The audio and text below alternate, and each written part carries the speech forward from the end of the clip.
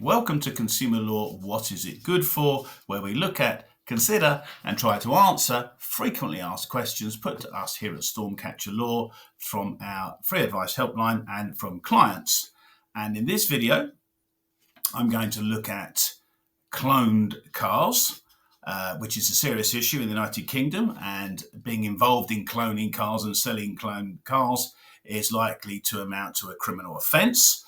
But what we're going to look at in this episode is what is a clone, what to look for to try and be sure that you don't buy a cloned car yourself, and what your legal rights are if you unfortunately do buy a cloned car.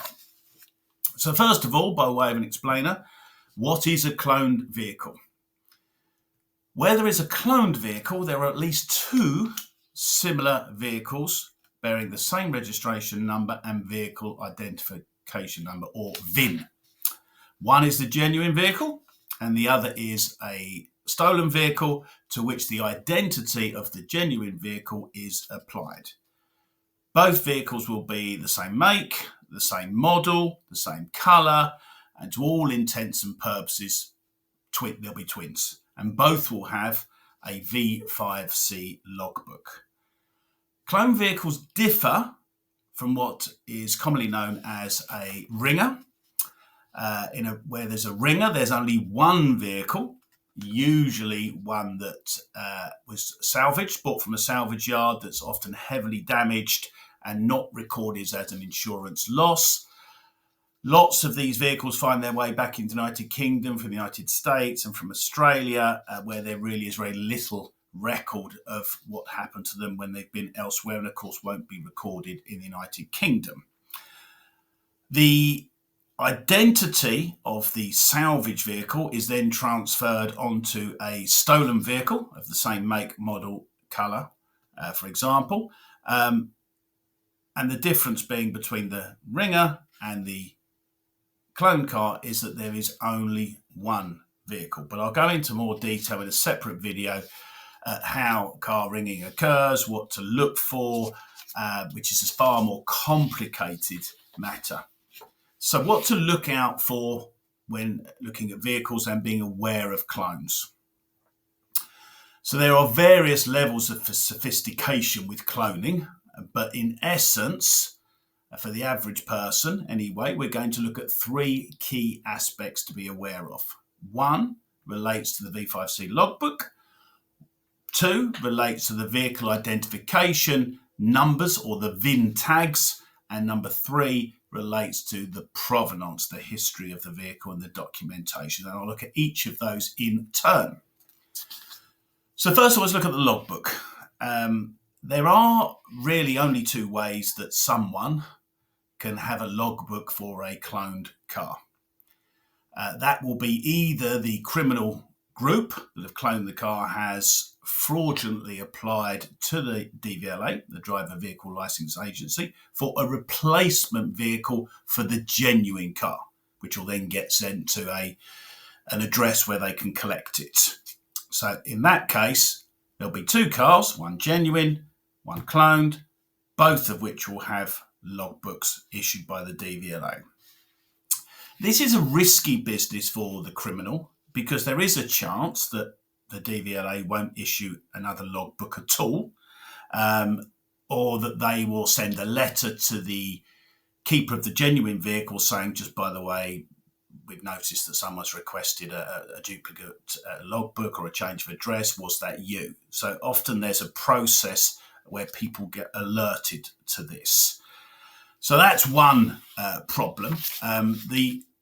There is also a risk that when the unwitting buyer buys the cloned vehicle, that the DVLA won't issue a new logbook at all, because there's of course one already issued for that, but instead refer the matter straight to the police. And we hear there where people have been stopped, sometimes on the way back from buying the vehicle, or other circumstances where the vehicle has been registered or attempted to be registered and the police have seized it in order to inspect it. But people who buy clone cars and do receive proper logbooks will often have that proper logbook in the name of the person that is selling it. So even though you go to the person's house, you meet the person shows you a copy of their driving license, that driving license matches that address, that information matches the logbook. That in itself does not mean that it's not a dodgy transaction, because in the criminal enterprise world, the person who does the selling is a patsy, a person that really has nothing to lose. And when you pay them the money, they will then just pass that straight on to the criminal gang, keeping a small commission to themselves. The other alternative with the logbook is that somebody forges a logbook for the clone car. They create a fake. Now, at face value, that is pretty easy to do these days with the computer technology that we have. And they will look the part. The fake logbook will be the right colour, the right layout, the right font, almost indistinguishable from a genuine one. But close examination of the V5C logbook can be very revealing. And I'll give you a couple of examples. On the front page of the V5C, which opens up, but the very front page, if you look to the top right under the heading, which is in a blue banner, registered keeper, there are two pieces of information recorded on a logbook. One is the document reference number, and two is the date that the current keeper acquired the vehicle and that logbook. You'll see both the document reference number and the date which the person acquired the vehicle in a number of places throughout the logbook. You'll see it at the bottom left of the second page. If you open the logbook up, if you look down the very bottom, almost at the very footer, you'll see both the document reference number and the date, and then pretty much all of the tear-off slips that you have. So there's the new keeper slip, and there's 3 or 4 different sections that can be completed by people for different reasons. Will also have the document reference number and the date which that new keeper has acquired it. So what you can then do, if the car has an MOT, which is often the case unless it's a late model, which is also possible, we can go onto the government website for MOTs, no problem at all. And when you look at that latest MOT, or any of them for that matter, but the latest one is the most important, I suppose, there's a way of finding out which MOT station carried out that MOT. And to do that, you enter the document reference number in the little box. Now, naturally, if the number's not recognised, if the computer says no, number not recognised, you can be pretty sure that the logbook's dodgy. If you then carry out an HPI check or a similar vehicle check on the vehicle, and you compare the dates recorded on those checks, which are supplied by the DVLA, for when the keeper the vehicle keeper was changed, and compare that with the date of the logbook, you will likely find some differences. And again, that's going to be further evidence if the date that's issued on your fake logbook differs from the issuance date on the HPI, for example. You can be pretty sure that something's wrong. Moving on, the VIN tags. So these are little vehicle identification badges. They're like sort of dog tags, if you like, or a bigger version of which this long number and letters is printed that uniquely identifies that vehicle, and that number is also printed in the logbook. So now, obviously, I'm not going to go through detail on all the different places where different vehicles have these VIN tags, or that the VIN is recorded on the vehicle, but I'm just going to look to 3 key areas that are pretty commonly known.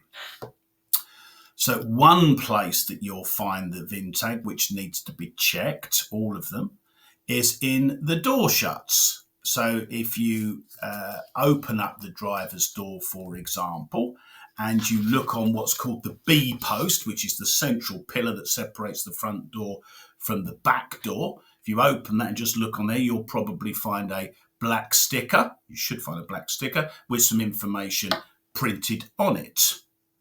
Now, the VIN tag can also be found on the passenger side dashboard, which you can view by looking through the windscreen. There's a little gap there that you can see this number. And it'll also be found on a tag, either a plate or a sticker, under the bonnet on what's known as the slam panel. So there's a panel that goes between the front wings, left to right. It's the panel that also will house the headlights, and you normally see that VIN tag bang in the middle of that. Now, fake VIN tags, which again, like anything these days, are probably not that difficult to produce, and they can be quite difficult to distinguish from the original, especially when you don't have another one to compare and contrast it with. But what you're looking for is witness marks. That's scratches, for example, around the VIN tags that give some indication that someone has very carefully tried to remove the original tag and replace it. If the VIN tag has not been meticulously replaced, it won't lay completely flat on the bodywork as the original would do. It won't perhaps align properly, and it may not be it may be slightly discoloured in terms of colour. So look very carefully. If you run your finger over the top of the VIN tag and it's not laying absolutely smooth, if there's any ripples, any bubbles, any signs around the edges that perhaps it's not quite sitting where it should be, if there's any sign that it's delaminating, almost as if the cellophane on the top, if you like, is peeling back, that is not an original VIN tag. And it's also very, very difficult to replicate VIN tags that are on the dashboard where I described. Not only are they very awkward to find, but they're virtually impossible to remove. So criminals create or manufacture a sticker to go over the top of that original VIN tag from the stolen vehicle. But again, look very, very closely. It's very difficult to line that up perfectly. Look at the difference between the colour from the face value, the face and the sides. Look closely for anything that doesn't match in terms of the font, the way it sits. Is it skew width? Are there any wrinkles, defects, and misalignments? If there are, walk away. There is nothing genuine about that vehicle, so be very careful. Finally, there is the provenance. And again, you've got to be careful because technology is pretty good these days. So whilst you'll look for the service history, it may have a service book if it's an older car or a classic car. It may have service bills, from Halfords or from Audi or from Porsche, whoever it may be, but they can easily be replicated. So don't be shy about phoning up those garages in the service book or phoning up the people that are purported to service that vehicle at that particular date. If they have no record of it, you can be pretty sure there's something not quite right with this. If there's gaps in the servicing and MOT, again, a telltale sign. If when you're looking at your MOT record, it happens not that often, but you sometimes see an odd situation where you see a vehicle that's been MOT'd twice in a year, which is not that uncommon. For example, taxis have to be serviced twice a year. But if they're not every 6 months or every year, if they're close together or within weeks, days, or even a couple of months, there's an indication there may be two cars that are being MOT'd.